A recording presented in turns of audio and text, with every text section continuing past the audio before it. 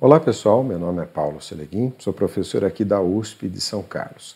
Esse é mais um vídeo da série sobre engenharia aeroespacial e é na verdade a continuação do primeiro vídeo em que eu falei sobre a origem da vida. Em particular, eu vou falar nesse vídeo aqui sobre os processos de evolução darwiniana na natureza e, por incrível que pareça, isso tem uma forte relação com aplicações de engenharia, eu vou mostrar bem no final do vídeo. E a motivação para fazer esse vídeo foi em função de várias sugestões que vocês enviaram ali nos comentários, e principalmente em torno de uma certa polêmica, né, levantada ali sobre a origem da vida. As duas alternativas seriam aquela que eu coloquei como mais dogmática, mais ligada às abordagens religiosas, e a chamada abiogênese, né, principalmente formulada aqui a partir do Charles Darwin, que postulava que a vida evoluiu de processos naturais, mas sobretudo através do método de seleção natural. Vou até grifar duas vezes aqui, porque isso tem uma importância grande nesse tema que eu vou abordar hoje. Então é muito interessante porque, lembra, eu comecei falando disso por causa da Perseverance. A Perseverance vai chegar em Marte, vai pousar em Marte, possivelmente com sucesso agora no dia 18 de fevereiro, e justamente a missão da Perseverance é buscar por vida, sinais de vida pregressa em Marte. Por isso eu estava falando sobre a origem da vida. E no caso, então, os processos de evolução natural, os processos evolutivos naturais, que seria a abordagem de Darwin, e aí que é um ponto interessante, né? No sentido de tentar explicar esses processos naturais, se fez várias abordagens matemáticas, ou digamos, processos evolutivos matemáticos, algoritmos genéticos, por exemplo, eu vou falar deles nesse vídeo, e, no fim, né, as aplicações de engenharia. Então, eu organizei da seguinte maneira os tópicos aqui, né? Então, em primeiro lugar, eu vou explicar um pouquinho melhor essa história do projeto inteligente versus o processo evolutivo natural. Isso aqui é uma parte, assim, digamos, um pouco mais filosófica do vídeo, mas é curta, né? Depois eu vou falar como é que funcionam os processos de evolução darwiniana, naturais ou matemáticos, que a gente venha a colocar, por exemplo, num sistema de engenharia, e a gente vai ver um algoritmo genético, um tutorial sobre algoritmos genéticos. Vamos gerar uma planilha Excel que você pode, inclusive, fazer o download dela. E, para motivar, eu coloquei aqui tentar fazer o algoritmo genético para vencer um jogo de obstáculos, na verdade, um joguinho de caranguejos aqui. A gente vai trabalhar com caranguejos. E, por fim, né, o objetivo do vídeo não é exatamente mostrar as aplicações de engenharia, sobretudo na área aeroespacial, mas eu vou mostrar algumas inclusive que eu mesmo venho desenvolvendo. Okay? Esse avião que eu coloquei aqui, por sinal, é um projeto da Boeing, nessa linha, em que toda a estrutura do avião está sendo projetada por um desses algoritmos genéticos ou evolucionários. E depois eu coloco aqui no vídeo os marcadores de tempo, caso você queira saltar diretamente para alguns desses tópicos aqui. Coloco também na descrição e depois eu coloco também nos comentários. Vamos lá. Começando ali pelo projeto inteligente versus o processo evolutivo natural. Segundo Darwin, né, e pegando aqui os nossos caranguejos, que eles vão aparecer mais tarde, né, o processo evolutivo consiste, né, de você partir de uma configuração inicial, no caso aqui do caranguejo, e chegar numa versão evoluída, que vai sempre aparecer em vermelho aqui para nós, através de uma rota evolutiva. Então isso aqui seria a abordagem de Darwin. E a celeuma toda, eu mencionei isso no vídeo sobre a origem da vida, começou, na verdade, com esse sujeito aqui, Michael Behe, que escreveu esse livro, né, A Caixa Preta de Darwin, e ele dizia o seguinte, falou, olha, tudo bem, né, é possível, é perfeitamente aceitável que uma forma mais otimizada, mais evoluída, tenha chegado lá através de uma rota evolutiva. Mas, se você encontrar um objeto, por exemplo, que tem uma complexidade, digamos, impossível de ser explicada através de uma rota evoluída, no meu exemplo aqui, imagina um caranguejo, né, que tenha dois propulsores de foguete aqui, uma antena parabólica e já venha com um chip de celular. É uma brincadeira, mas é impossível que um processo de evolução natural, ou supostamente impossível, né, gere um caranguejo que tenha foguetes, antena parabólica e chip de celular. Então, o postulado, quer dizer, o que o Behe fala no livro é que, então, quando a gente detecta esse tipo de situação, que obviamente eu estou exagerando aqui para marcar o ponto do Michael Behe, ele diz o seguinte, que se a gente encontrar essa situação aqui, é prova, né, de uma interferência externa, o que ele chamou de projeto inteligente. Tá? Então vamos pegar um pouco esses raciocínios, né, levar ele um pouquinho em frente, e de fato, né, ele não se referia a esses caranguejos a jato aqui, mas na verdade a polêmica toda estava em torno do flagelo bacteriano. Eu vou até voltar o vídeo aqui para vocês verem no começo e vou parar. Né? Aqui está uma foto de uma bactéria com o seu flagelo. O flagelo é o propulsor da bactéria, né? Então ele é um fiozinho que gira, como vocês estão vendo aqui, e para quem conhece motor, né, isso aqui, essa superfície lilás aqui seria a parede celular da bactéria, né? E aqui está o dispositivo que faz o flagelo se mover e que propulsiona a bactéria. Então isso aqui é um motor perfeito, com mancal, com bucha, com escova, com rotor, com estator, né? É um motor elétrico perfeito, inclusive ele pode girar no sentido oposto, como vocês viram aqui. Então o Behe postula que isso daqui é impossível de ter desenvolvido através de uma rota evolutiva darwiniana. E, portanto, isso seria a prova do projeto inteligente, né? Ou, como o pessoal gostaria de estar dizendo, a prova da existência de Deus. Não é essa única, isso aqui é chamado de uma máquina molecular. Existem várias outras máquinas moleculares. Essa daqui é uma que eu mostrei também no vídeo, no sistema aqui de divisão celular. Né? Aqui então está todos os cromossomos sendo duplicados e divididos no processo de mitose. Esse bichinho que aparece aqui não é um bichinho, é uma molécula, uma máquina molecular. Isso daqui, então, ela tem função de transportar outras macromoléculas ao longo do fio cromossômico aqui. Tá? Então parece realmente um desenho animado, mas é exatamente assim que funciona. E na escala aqui, né, isso aqui é uma foto de microscópio de células, tá? Então essa máquina molecular está ocorrendo aqui em talvez 1/100º do que seria um pixel dessa minha foto aqui. Então são estruturas extremamente complexas e que têm comportamentos assim, surpreendentes, na verdade, e suscitam a história, né, do projeto inteligente. Bom, algumas coisas, isso agora sou eu que estou falando, né? O simples fato de não sermos capazes de exibir uma rota evolutiva para a complexidade observada não implica necessariamente na veracidade da hipótese do projeto inteligente.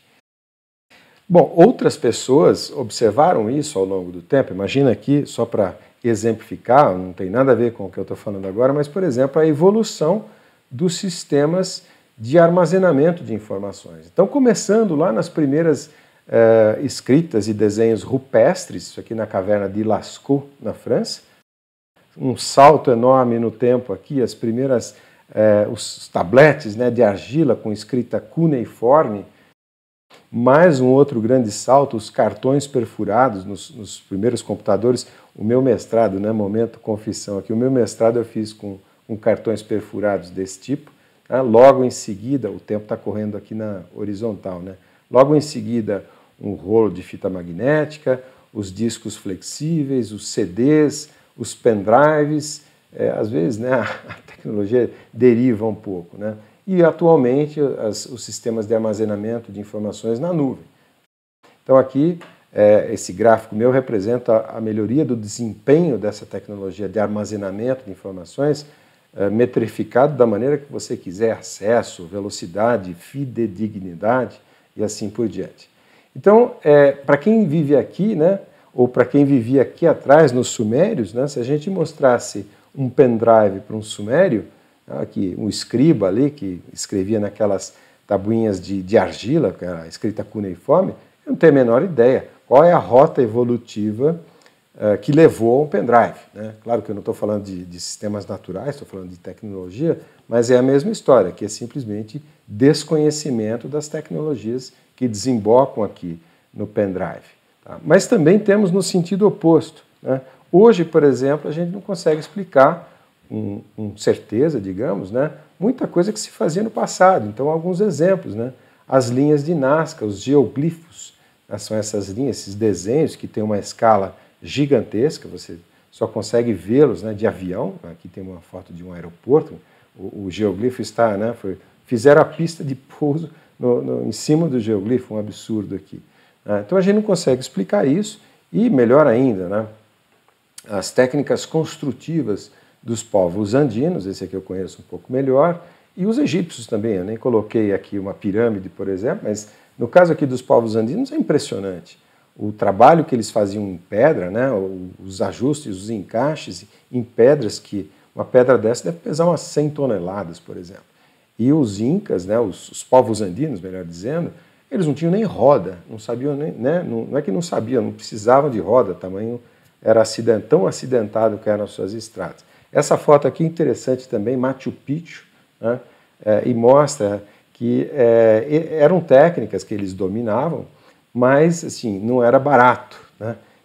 Algumas construções especiais é que tem esse tipo de entalhe nas rochas, né? Construções mais simples têm rochas colocadas de forma um pouco mais simples. Aqui atrás tem um templo também bastante interessante.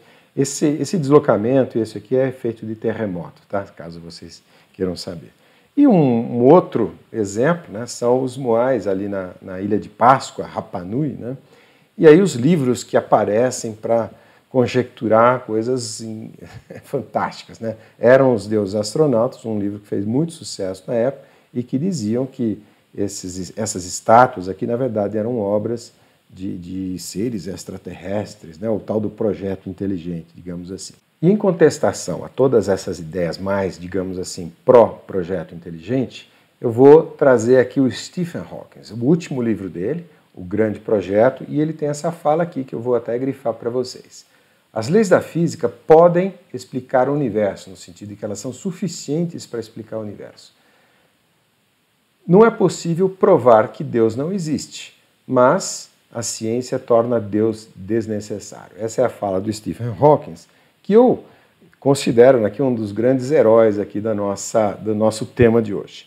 Mas continuando nessa linha do Stephen Hawking e tentando criar um debate, né, entre pessoas pró-projeto inteligente e pessoas mais como o Stephen Hawking, eu diria o seguinte: imagina que o Sancho Panza e o Dom Quixote, né, o Dom Quixote diria, mas o universo não é o todo. Tá? A ciência não pode provar que uma flor é bela ou que plagiar é antiético. Né? Ou seja, o Stephen Hawking está falando do mundo físico, né? E aqui o Dom Quixote está evocando valores morais, inclusive valores estéticos. O Sancho Panza, né, o sujeito mais pé no chão, né, mas eu só estou interessado no universo, nas aplicações físicas, e, portanto, a ciência é suficiente. O meu personagem preferido aqui, na verdade, é o Rocinante, tá? É o cavalo do Dom Quixote. Ele está achando tudo isso muito maionese, então, correto, vamos em frente, vamos tornar o assunto aqui um pouquinho mais objetivo, mas a polêmica não deixa de ser interessante. Vamos lá, então. A ideia é concentrarmos-nos no funcionamento, né, dos processos evolutivos darwinianos e mostrar que eles existem na natureza. Bom, isso Darwin já mostrou, né, mas que podem levar a sistemas complexos, muitas vezes até desconcertantes. Né? Então eu vou falar de processos evolucionários de maneira, assim, bastante generalizada. Vamos lá. Começou com o Darwin, né, o meu grande herói aqui da palestra de hoje, né? E o Darwin, ele começou pensando no processo de domesticação do cachorro. Né? O cachorro, na verdade, foi o primeiro animal, né, ou plantas, né? O primeiro ser vivo a ser domesticado pelo homem foi o cachorro, e começou naqueles tempos ali em que éramos caçadores-coletores, né? Então, como é que foi? O cachorro, você sabe, né? O ancestral dele é o lobo, e o lobo é selvagem, né? Ele não vai viver bem com humanos, né? São os cachorros que depois a gente selecionou que vivem bem com os humanos. Mas como é que se deu o processo? Foi um processo cíclico, a palavra-chave aqui é cíclico, né? De seleção de características desejáveis. Então, os primeiros cachorros, né? Lobos, que tinham uma característica um pouco mais de docilidade, né? De amizade, começaram a se aproximar ali dos acampamentos dos humanos, talvez sentindo ali o cheiro da carne, alguma coisa assim, e começaram a conviver. E então esses humanos começaram a selecionar, ou seja, essa característica de ser um pouco mais social, né, mais do que o lobo.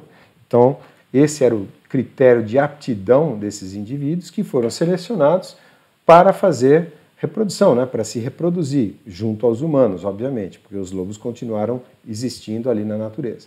Então é o que a gente chama de reprodução recombinante, ou seja, os filhos herdam características dos pais. Que características são essas? Essa de ser, de poder, né, ter uma personalidade, um jeitão assim que permite esse relacionamento simbiótico, extremamente simbiótico com os seres humanos. Então ajudavam tanto na caça quanto vigiando ali os acampamentos, né, contra ataques de outros animais ali que eventualmente iam predar os humanos ali. Mas então esse ciclo, né, de seleção de características e reprodução combinante é que é a chave do sucesso aqui desse processo evolutivo e foi o que o Darwin identificou, né, naquele livro que eu mostrei ali atrás para vocês. Vamos imaginar um exemplo aqui. A ideia desse vídeo hoje é ser um pouquinho mais operacional com vocês. Eu vou até montar uma planilha Excel daqui a pouco, né? Mas então vamos imaginar o seguinte, um formigueiro que por algum motivo, não que ele saiba, que ele esteja consciente, mas seria ideal que ele se aproximasse, que esse formigueiro ficasse o mais próximo possível aqui de uma fábrica de açúcar, porque aí eles teriam alimentos, né, ad eterno. Então imagina o seguinte, os passos ali daquele ciclo de evolução definido pelo Darwin. Primeiro passo, definição da população inicial. No nosso exemplo sintético aqui, só para efeito didático, imagina 5 formigas. Tá? Passo seguinte, seleção da formiga vencedora, que seria, por exemplo, aquela que tem uma característica que a gente vai usar para reprodução recombinante. Então, no caso, vamos supor, né, a vencedora seria aquela que tem o olfato mais sensível, portanto, ela está mais próxima, ela tende a andar aqui mais próxima da fábrica de açúcar, e para o nosso raciocínio, imagina a distância geométrica aqui, por exemplo, né, calculada de acordo com a fórmula de Pitágoras. Então essa formiga que ela vai ser selecionada, ela é a vencedora, e ela vai se tornar a rainha, né, do próximo formigueiro. Então, naquela posição ali, ela vai virar rainha, vai reproduzir, tá? Então vai gerar 5 novas formigas a partir da vencedora, né? Através de formas de reprodução que vai envolver recombinação e depois, muito importante, mutação. Tá? Já vou explicar o significado dessas coisas aqui, desses objetos. Então, mesma coisa, né? 5 novas formigas, essas formigas substituem a geração anterior e aí o processo continua, né? Itera. Então, a gente seleciona aquela formiga que está mais próxima do formigueiro, não, da fábrica de açúcar. As suas descendentes vão procurar alimentos aqui nesse círculo, né? E a mais próxima das descendentes da anterior vai virar um novo formigueiro. Mas vocês já viram onde isso vai dar, né? Então está lá, iterando o processo, né? Um novo formigueiro, e a gente vê então uma rota de convergência bastante nítida, né? Em relação aqui ao alvo, que seria aqui esse monte de açúcar aqui. Tá? Obviamente, esse é um exemplo sintético, tem 1000 defeitos aí, digamos assim, mas ele funciona muito bem para vocês começarem a entender isso que é muito importante. Essas duas coisas aqui, o critério de aptidão, que no caso do exemplo foi a distância do açúcar, né? A distância geométrica aqui, que com os olhos a gente consegue identificar qual é a formiga vencedora. E para tentar tornar o exemplo um pouquinho mais realista, né, vamos supor que essa distância representasse o olfato. Tá? E um termo importante que vai aparecer daqui a pouco, né, em português função de aptidão, ou fitness function em inglês, e é muito comum a gente usar o termo fitness em português mesmo. Tá? Então esse é o primeiro objeto fundamental no processo evolutivo, que é o critério de aptidão. O segundo é a reprodução, mas assim, os algoritmos de reprodução. Como é que isso se dá? Tá?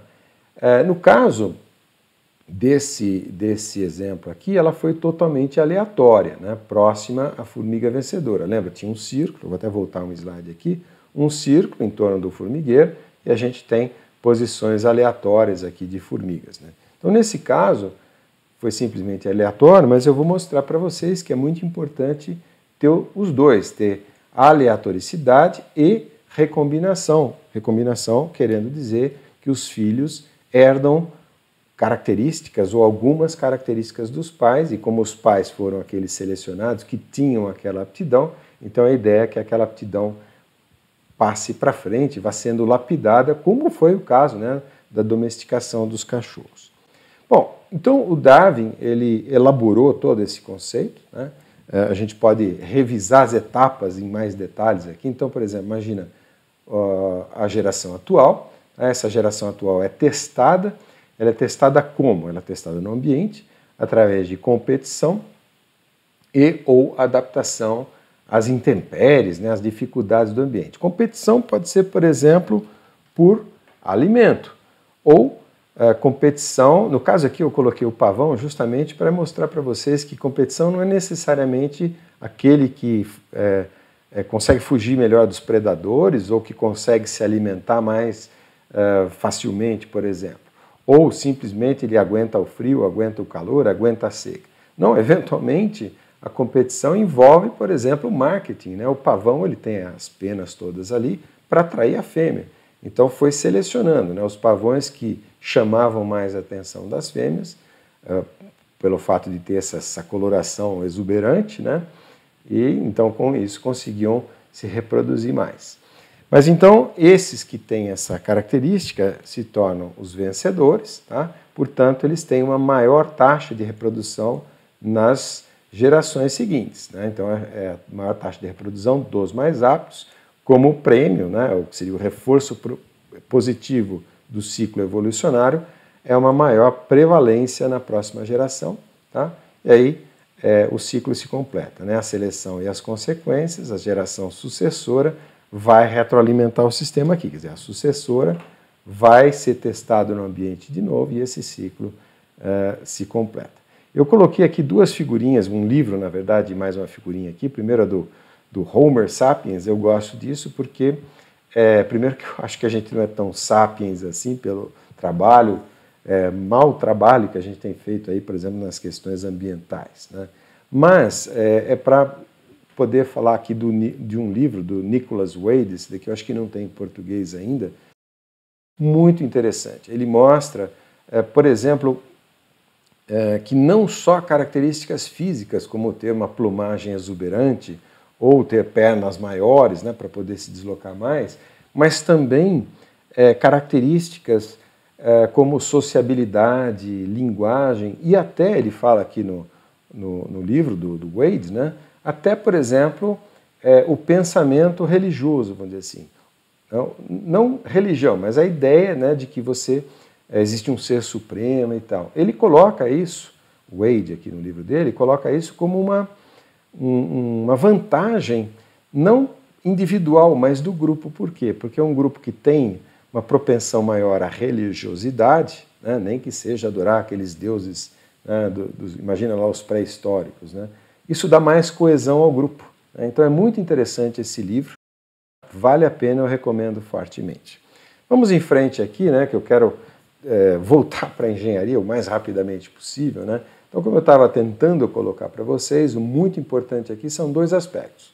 Repetindo, né, o critério de aptidão, ou fitness function, e os processos, as lógicas de reprodução dos mais aptos, né, e em particular a gente vai falar de recombinação e aleatoricidade, que seriam as mutações. Então, isso daqui, é importante dizer, tem um fortíssimo desempenho, né, uma forte influência no desempenho do processo evolucionário. Então imagina ali as nossas formiguinhas evolvendo no tempo aqui. Então aqui estaria o fitness, as gerações, e aqui eu coloquei duas curvas, né, só para efeito de comparação. Imagina aqui, por exemplo, nessa situação em que eu tenho mais recombinação, ou seja, mais filhos parecidos com os pais e menos aleatoricidade. Nesse caso é típico o processo evoluir lentamente e eventualmente um salto, né?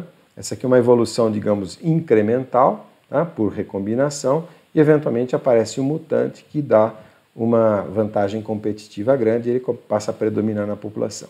Essa curva vermelha que eu estou mostrando aqui para vocês, mais recombinação, menos aleatoricidade, é perfeitamente análogo à curva que eu mostrei ali alguns slides atrás, né, com o pendrive, o disco rígido, todos aqueles sistemas de armazenamento de energia. De armazenamento de informações, né, inclusive com essa parte aqui, essa evolução mais incremental. Tá? Então é com a adoção de novas tecnologias, por exemplo, o disco óptico, né, gravável. Então, a introdução daquela tecnologia representa uma espécie de mutação ali no processo tecnológico. A outra situação evolutiva possível é menos recombinação, mais aleatoricidade. Então, nesse caso, é típico o processo ficar meio que estagnado por muito tempo. A pequena evoluçãozinha que tem aqui é devido ao pouquinho da recombinação, mas eventualmente grandes saltos, né, devido a mutações aqui. Então é típico, tá, essa outra situação.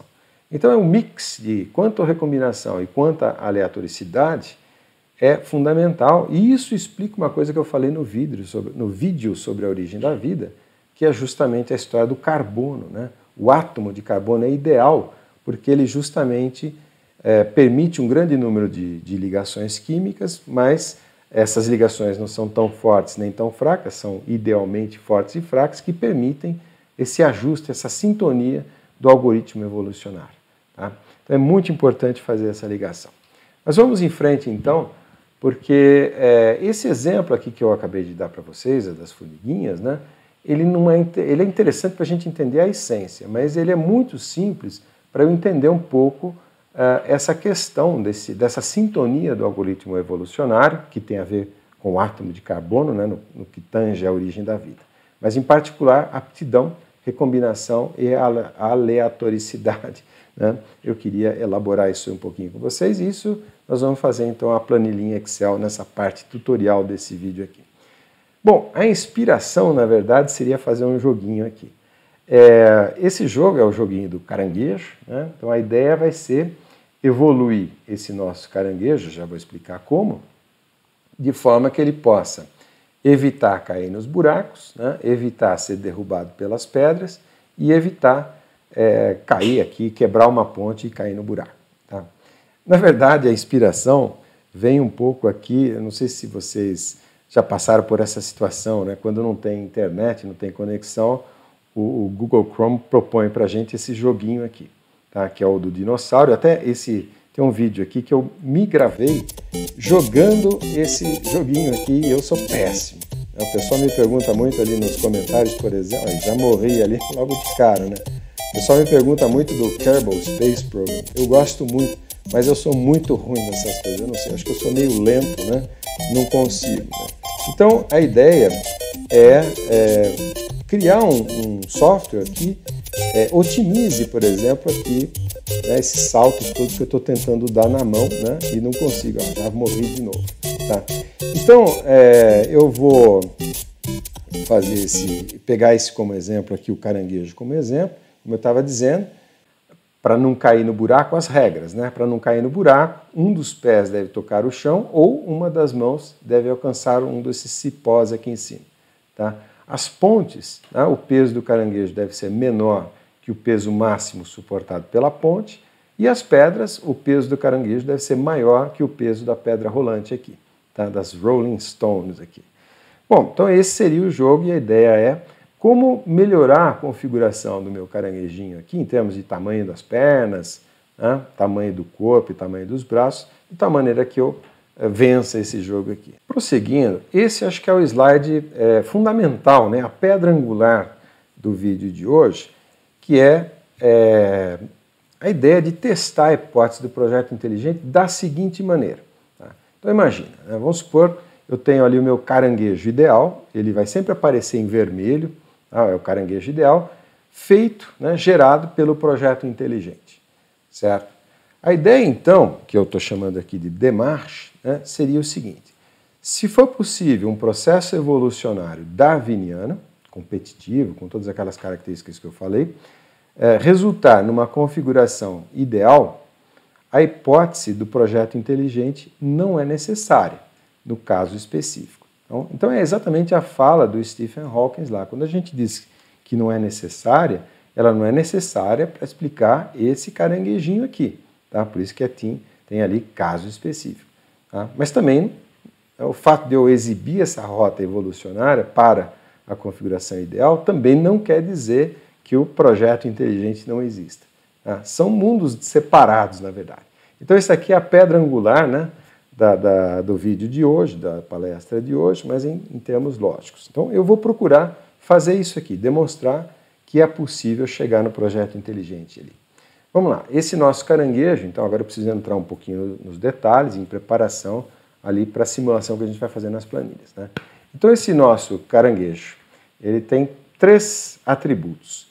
Ele tem braços, corpo e pernas, né? Então, um primeiro atributo seria o tamanho dos braços. Acho que vale a pena grifar aqui, né? Então, primeiro atributo, o tamanho dos braços, depois o tamanho do corpo e o tamanho das pernas.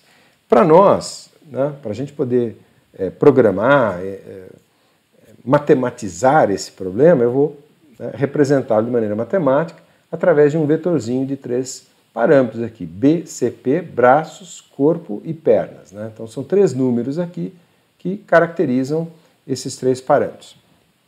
De tal maneira, né, que eu vou poder explorar aqui à esquerda todo um espaço amostral, né? Então, caranguejos com braços progressivamente maiores, ou corpos progressivamente maiores, ou pernas progressivamente maiores, ou qualquer combinação dessas coisas aqui.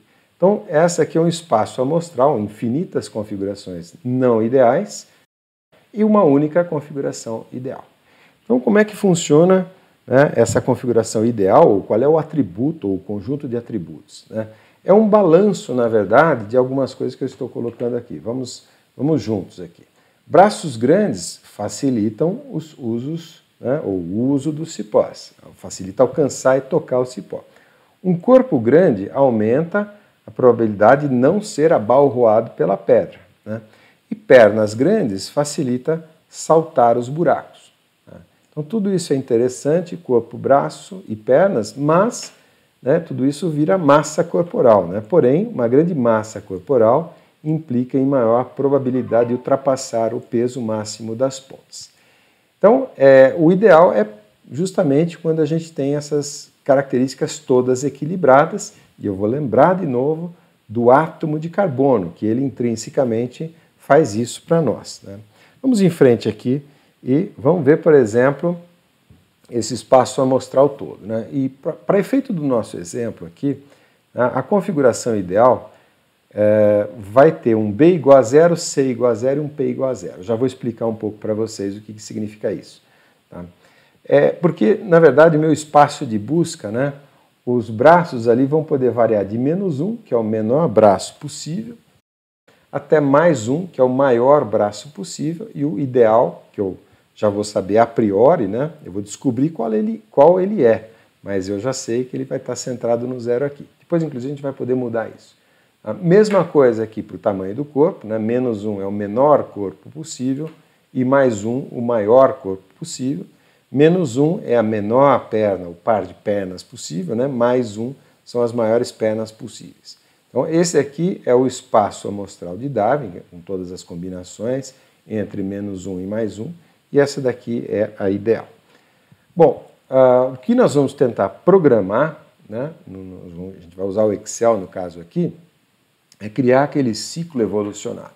Então, partindo de N indivíduos aqui, gerados, por exemplo, aleatoriamente, braços aleatórios, pernas aleatórias e corpos aleatórios, tá?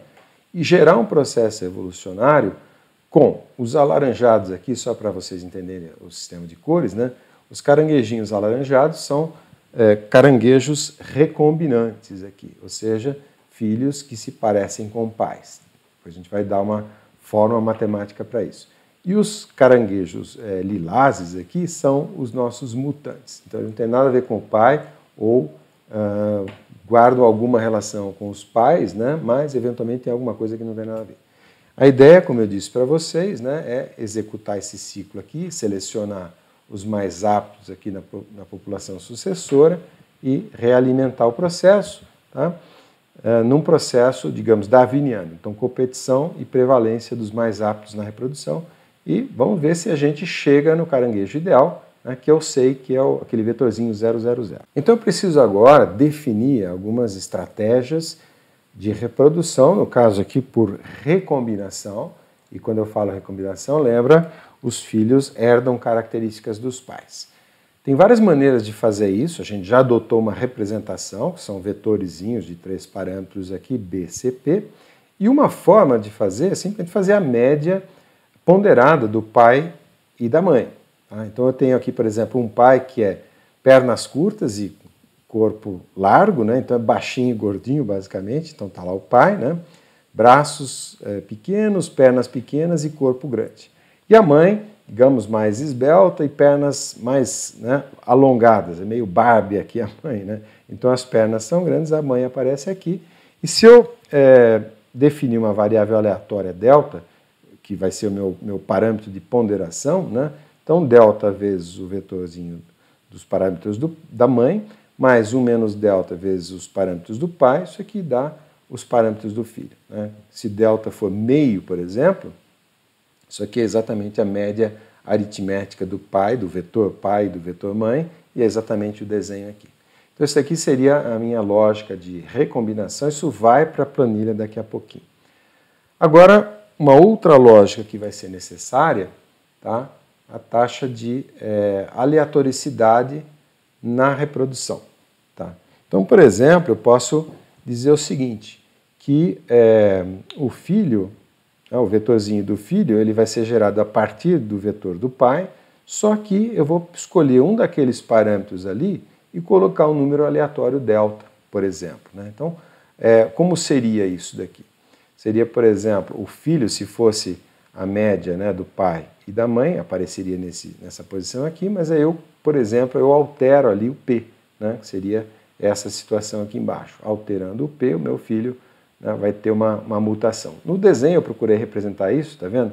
Aqui o pai tem pernas, digamos, médias, né, a mãe tem pernas longas e o filho acabou nascendo com pernas extremamente curtas aí por causa dessa mutação.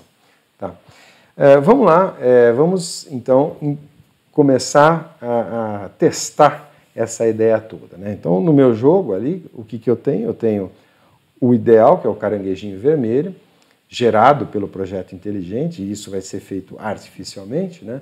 Então, ele não é derrubado por nenhuma pedra, não cai em nenhum buraco e não quebra nenhuma ponte, portanto, a distância percorrida tende a ser infinita aqui. Né? Então, isso daqui vai ser o meu critério de aptidão, o meu fitness, na verdade. Os meus caranguejos darwinianos, eles são aleatórios. Então, por exemplo, aqui um baixinho, né? Ele conseguiu passar nesses buracos, mas ele é muito pequeno, foi derrubado por uma pedra aqui. Aí a distância percorrida é aquela até ele falhar. Né? Um outro aqui que tem um corpo um pouquinho maior, então escapou dessa pedra, eventualmente ficou muito pesado e quebrou essa ponte aqui. Né? Então ele pôde percorrer uma distância um pouquinho maior. Tá? As pernas aqui já são mais parecidas com as pernas do caranguejo ideal, mas ele ainda, digamos, tem um corpo muito grande e quebrou a ponte ali. Ok? Bom, então, como vai ser a implementação disso? É o que eu estou chamando aqui de implementação Saci Pererê. Vocês vão ver por quê. Tá? A forma de fazer isso seria o quê? Então, eu vou exibir os meus exemplares para o teste, que é o jogo. Né? Então, os meus exemplares, na verdade, são vetorizinhos de 3 números, e a ideia, então, é simular no meu jogo, tá? É o meu testador. E esse jogo, né, nesse simulador, esse software aqui, vai registrar para mim a distância percorrida, que vai ser o fitness, na verdade. Bom, na verdade, eu não vou exatamente fazer isso, até porque tem outros vídeos de outras pessoas que fazem isso com uma qualidade visual, inclusive, muito, muito grande. Eu não vou nem ousar, nem vou gastar muito tempo em fazer isso. Eu coloquei 2 aqui que eu gosto muito, vou até dar um zoom aqui para vocês verem, né? Esse site aqui, não sei se vocês estão enxergando, opa, deixa eu ver ali, né? Então, aqui, processo de seleção natural, recomendo fortemente esse vídeo desse site Primer aqui. Tem várias simulações, inclusive agora com essa história de coronavírus, né? Tem simulação aí de disseminação de pandemias é bastante interessante e mostrando as lógicas aqui. O outro que eu acho muito interessante é esse Yosh, né, que esse é um pouco mais parecido com o que eu estou fazendo nesse vídeo. Ele mostra, né, como um algoritmo de inteligência artificial pode aprender a pilotar carros, né, num jogo de corrida aqui. Isso é muito interessante, é exatamente o que eu estou fazendo nesse vídeo. Então eu não vou fazer o simulador, né, porque isso tem muito mais bem feito em outros canais, outros vídeos. A minha preocupação é mais entrar um pouco na teoria. Então como é que eu vou fazer para não, né, programar o jogo, na verdade, né, esse joguinho que eu estou mostrando aqui a tela? Na verdade eu vou usar uma coisa que a gente chama de metamodelo. Metamodelo, no caso aqui eu estou representando uma rede neural. Imagina o seguinte, que eu realmente faça esse jogo, né, e use esse jogo para treinar uma rede neural. Tá? Então, por exemplo, eu dou ali os meus parâmetros B, C e P para a rede neural, forneço para a rede neural também a distância percorrida, para esse B, para esse C, para esse P, tá? Forneço aqui, e com isso eu ajusto os pesos da rede neural. Aí obviamente eu tenho uma base de dados de treinamento, eu tenho, sei lá, 750 mil caranguejinhos aqui com entradas e saídas, e eu consigo então treinar a rede. Eu não vou falar de redes neurais nesse vídeo, tá aí eventualmente até uma boa ideia para um próximo vídeo, né? Mas esse seria um metamodelo. E isso se faz mesmo profissionalmente, eu não sei se vocês sabem, né? Muitos desses simuladores de voos aí para treinamento de pilotos usam muito desses metamodelos, porque a grande vantagem, tá, de você ter um simulador em cima das equações exatas da dinâmica do voo aqui de uma grande aeronave, por exemplo, é o tempo de reação, o tempo de cálculo que isso pode levar. Imagina se o sujeito está lá treinando, né, simulando, e de repente trava tudo porque o algoritmo de convergência lá de solução das equações diferenciais da dinâmica do voo travou por algum motivo. Então é muito comum o pessoal usar metamodelos, né, treinados a priori, depois é o metamodelo que entra ali no próprio simulador. Então isso realmente funciona, é perfeitamente viável, não é necessário. Então, como eu disse para vocês, eu não vou fazer o jogo, eu vou usar um metamodelo. Só que esse meu metamodelo vai ser mais rudimentar ainda, porque justamente eu quero fazer o negócio no Excel com vocês. Então, essa é uma implementação Saci Pererê, usando o metamodelo, e eu diria assim, é um Saci Pererê Curupira, né?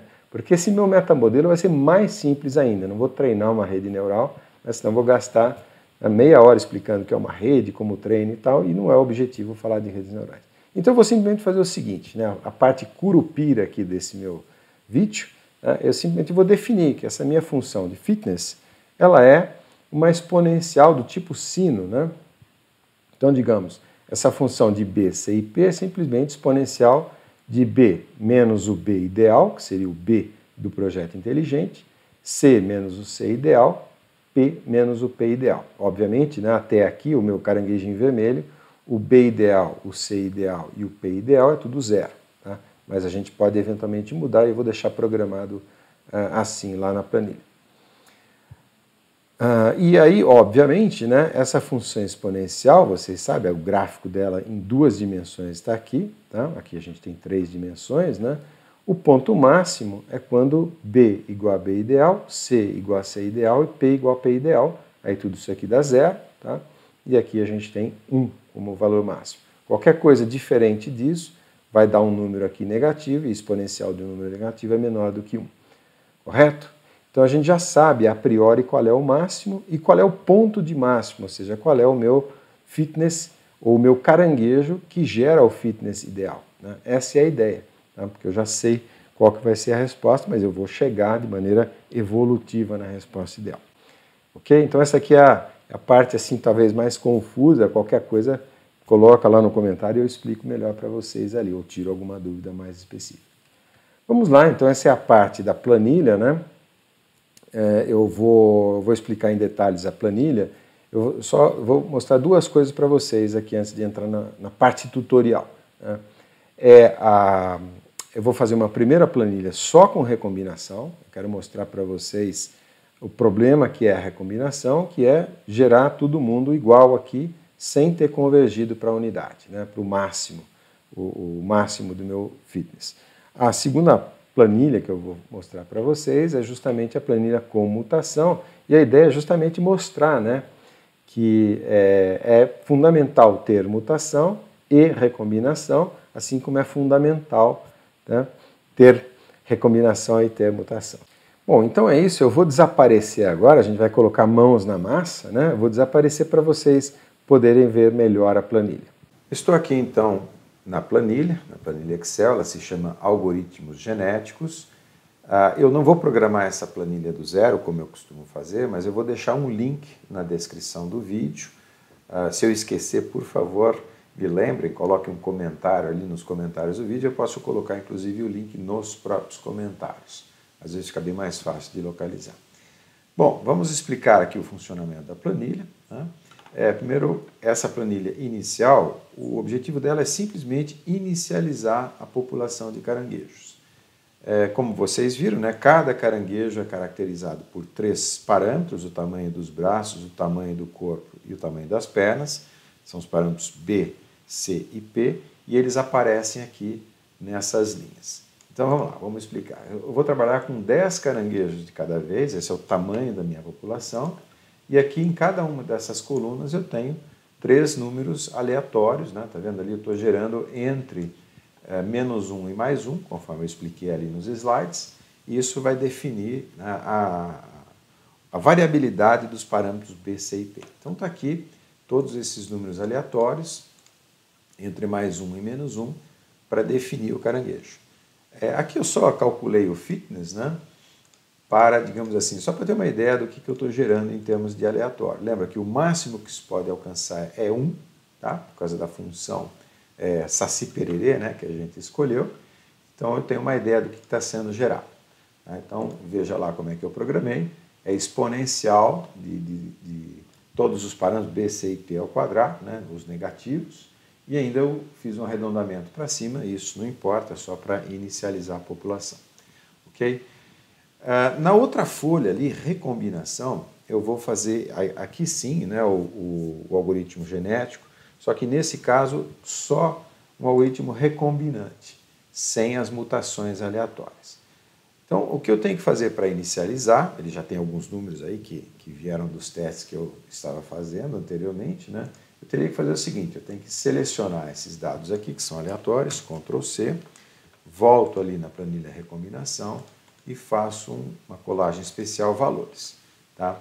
Então aparece aqui embaixo com aqueles fitness que eu já expliquei para vocês, aquelas aptidões de cada um dos caranguejos da minha geração 0. Aqui do lado a gente tem um gráfico mostrando, na verdade, ali o valor da aptidão de cada um dos caranguejos. Como eles não estão em sequência, né, não houve uma ordenação, o elitismo ainda não foi aplicado, então essa curva aqui parece aleatória, e é isso que a gente tem que fazer exatamente agora. Né? Então eu vou, primeiro passo, eu vou, na verdade, selecionar e fazer uma ordenação. Então seleciono, venho aqui em classificar, classificação personalizada, eu preciso garantir que isso está sendo feito por linhas, então da esquerda para a direita, aqui embaixo. Tá? Vou selecionar a linha 3 como critério e o valor do maior para o menor. Quando eu digitar OK aqui, então vai produzir uma ordenação do maior para o menor. Então está lá, do maior para o menor. Uma observação agora. Para não ter que ficar fazendo Ctrl+C, Ctrl+V toda hora, né, colagem especial na verdade, eu vou fazer macros.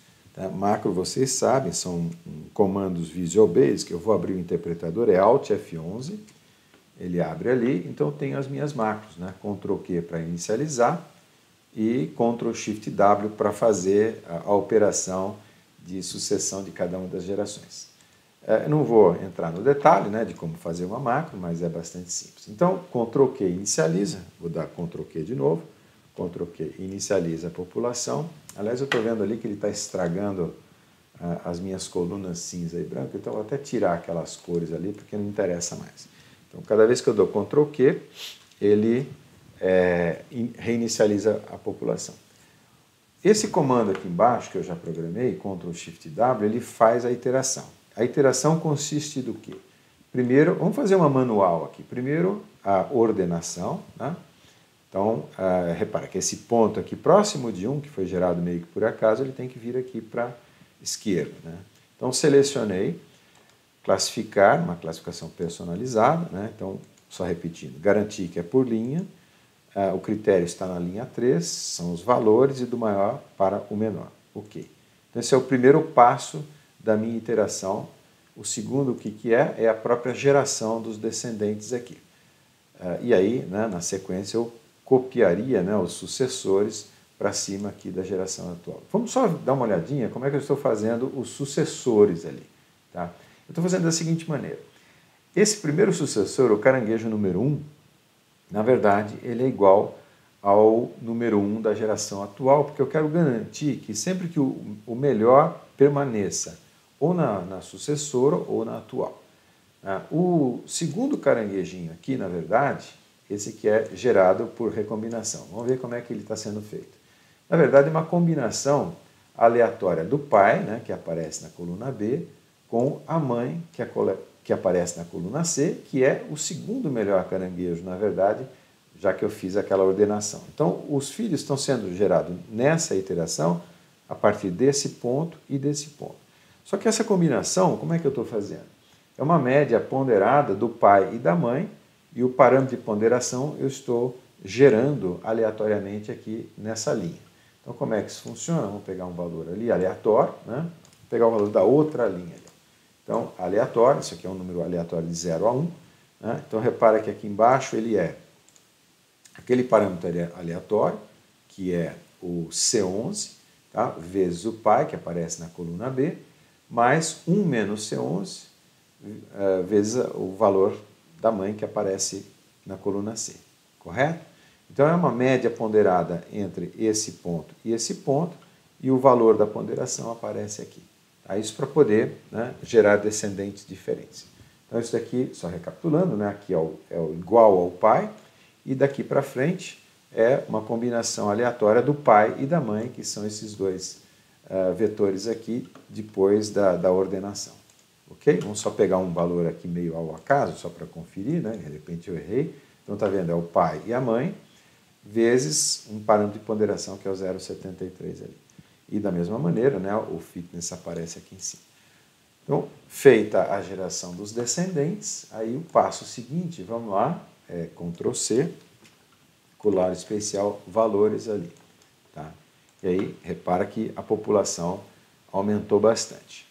Então, de novo, para não ter que ficar fazendo toda essa manipulação de comandos de teclas, eu programei uma macro.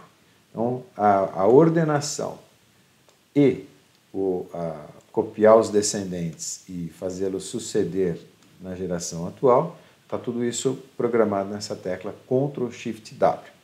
Tá?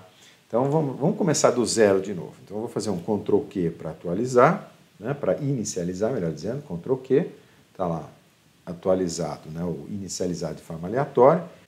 Então, vou começar de novo e fazer todo o processo para mostrar para vocês uma característica importante da falta de mutação genética aqui nesse sistema. Vamos lá. Vou começar de novo, Ctrl Q, opa, apertei a tecla errada aqui, Ctrl Q, e aí Ctrl Shift W. Então, primeiro Ctrl Shift W, todo mundo melhorou, tá? Ctrl Shift W de novo, já está praticamente todo mundo igual, vários Ctrl Shift W, agora eu estou dando vários, né, e não está mudando nada, não sei se vocês estão vendo aqui, todo mundo está praticamente igual, tá vendo? O último ali, 010026, é igual para todo mundo aqui. Aqui até deu sorte, né, porque ficou próximo do 1, que é o máximo, né, mas aqui não tem mais variabilidade, então não tem como eu alcançar o máximo, que seria 1, que é quando todos esses parâmetros são 0 ali, que é o nosso caranguejo de configuração ideal. Vou até fazer de novo esse ciclo, Ctrl Q e Ctrl Shift W. Repara que ele converge, mas tem uma hora que ele para. Vou fazer uma terceira vez, Ctrl Q, Ctrl Shift W. Agora ele convergiu, inclusive, para um valor até bem menor do que 1. Tá? Então, esse é o problema da ausência de mutação. Quando a gente só tem recombinação, e de forma elitista, tá? eu tenho uma hora que esses caranguejos todos eles ficam iguais, e aí, eles sendo iguais, eu não tenho como escapar. Isso aqui a gente chama de convergência prematura, né? Porque sem essa variabilidade não adianta eu fazer médias ponderadas aqui de pai e mãe, porque eles são absolutamente iguais. Então esse é um problema que a gente só resolve introduzindo aleatoricidade. A recombinação é muito forte para fazer o processo convergir rapidamente no início, né? Vou fazer de novo para vocês verem, olha lá. Ctrl Q para inicializar, Ctrl Shift W, ele já sobe bastante, né? Converge rapidamente no início, olha lá. Em 3, 4 iterações ele já convergiu mais prematuramente. Então aqui nessa última folha aqui eu tenho agora sim a introdução da aleatoricidade, por isso que eu pintei aqui diferente os caranguejos, né? Então a lógica aqui da minha planilha é a mesma, não preciso explicar de novo. As macros para essa planilha, Ctrl J inicializa, vamos lá inicializar, então Ctrl J, tá? Inicializou, daquela forma como eu havia feito anteriormente, né? E aí aparece aqui, né, a distribuição aleatória. As outras macros, então, aqui eu fiz por partes, caso você queira, né? Então Ctrl K ele ordena e Ctrl L faz a substituição dos sucessores aqui na geração atual. Então vamos lá, Ctrl L, tá? Então aparece aleatório de novo, ok? E se você quiser fazer a iteração completa, é Ctrl Shift O. Ctrl Shift O, então faz a iteração. E aí vocês veem, né, que, eu já vou explicar, mas aqui convergiu para 1 e aqui sobra sempre alguns aleatórios. Vou fazer de novo, então é Ctrl J para inicializar e Ctrl Shift O para fazer a iteração completa. Então ele converge às vezes mais lentamente, né? Convergiu para 1. 1 a gente sabe que o máximo é alcançado quando todos os parâmetros são nulos, que é a configuração do caranguejo ideal. Agora vamos só explicar como é que eu fiz essa história da mutação, né? Porque aqui, não sei se vocês perceberam, tem aqui uma novidade, aqui um soft e um hard. Então aqui eu deixei os recombinantes, que são justamente esses pontos aqui, né, que aparecem na convergência.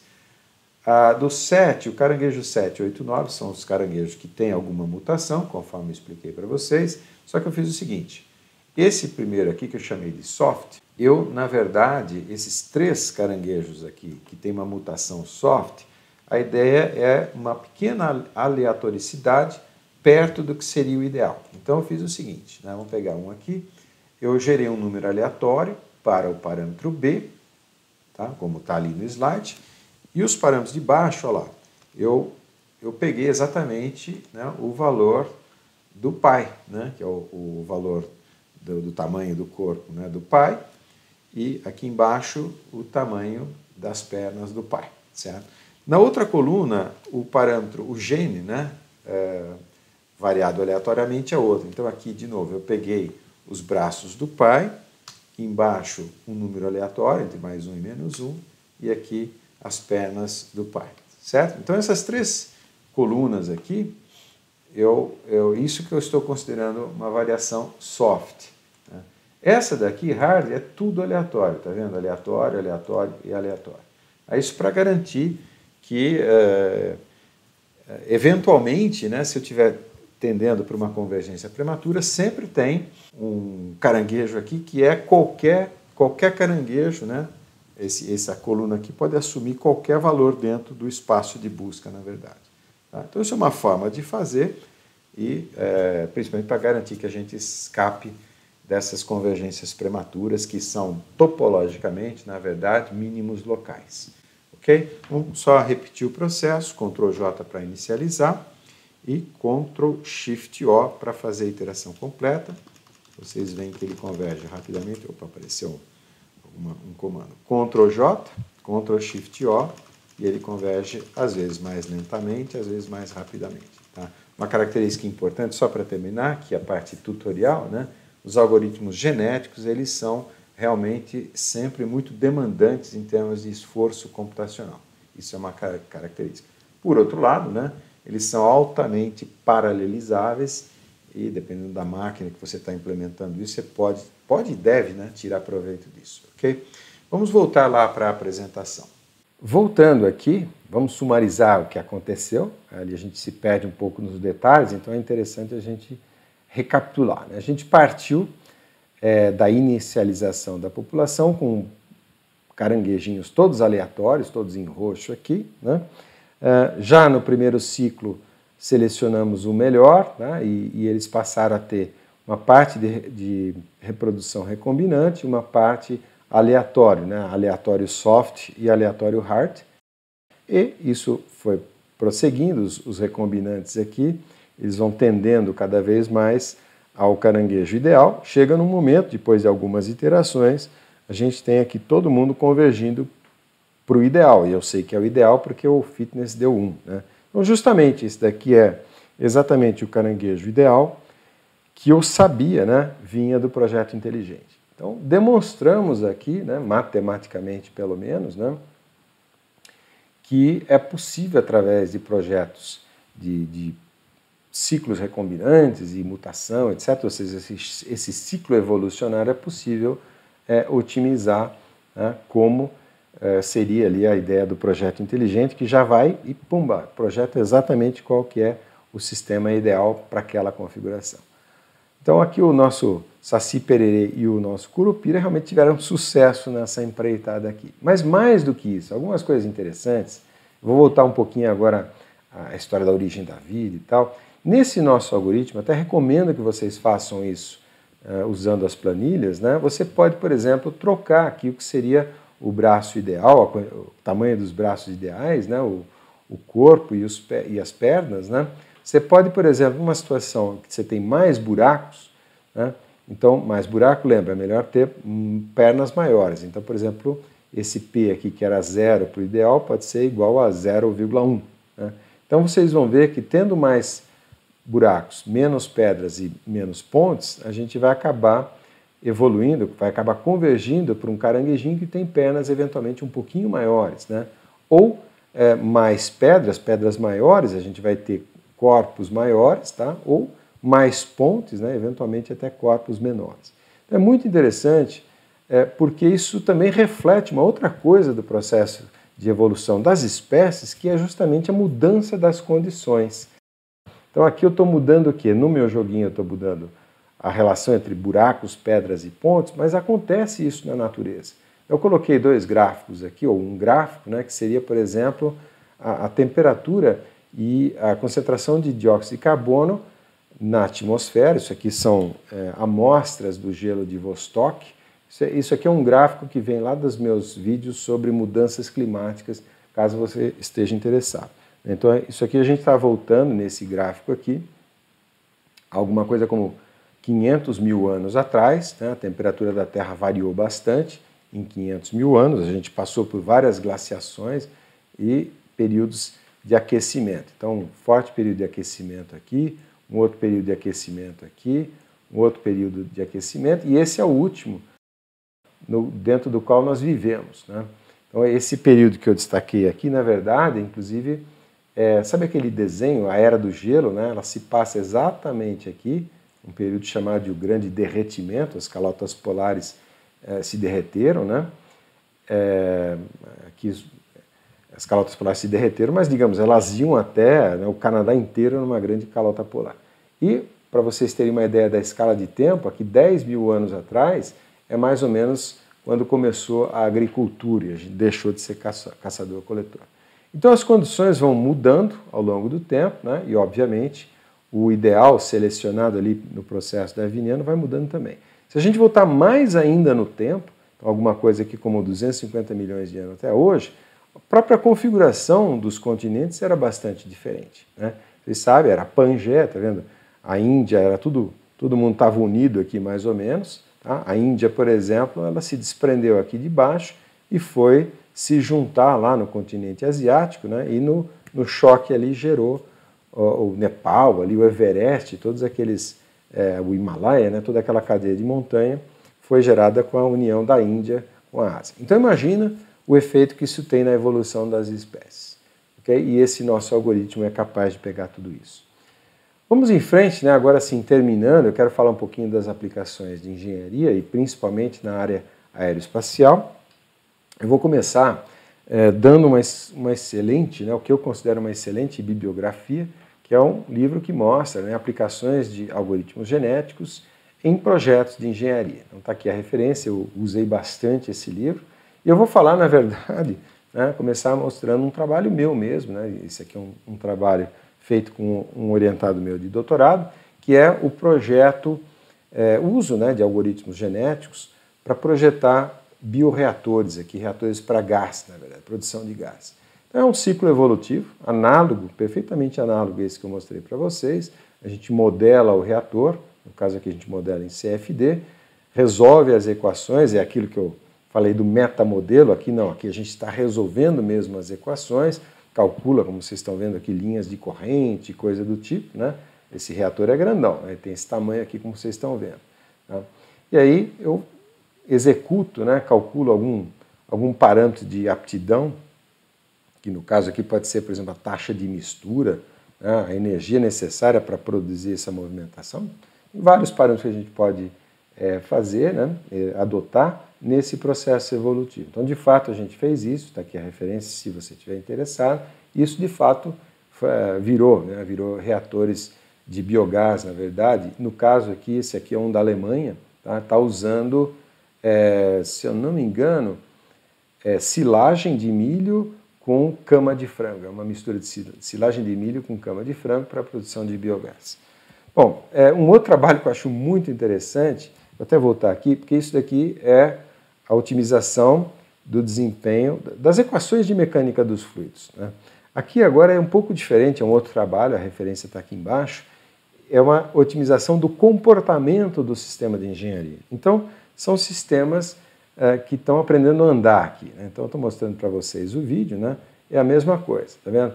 Você testa configurações e, eventualmente, algumas configurações são mais bem sucedidas do que outras. Então, aqui, repara que a cabeça balança um pouquinho mais, né?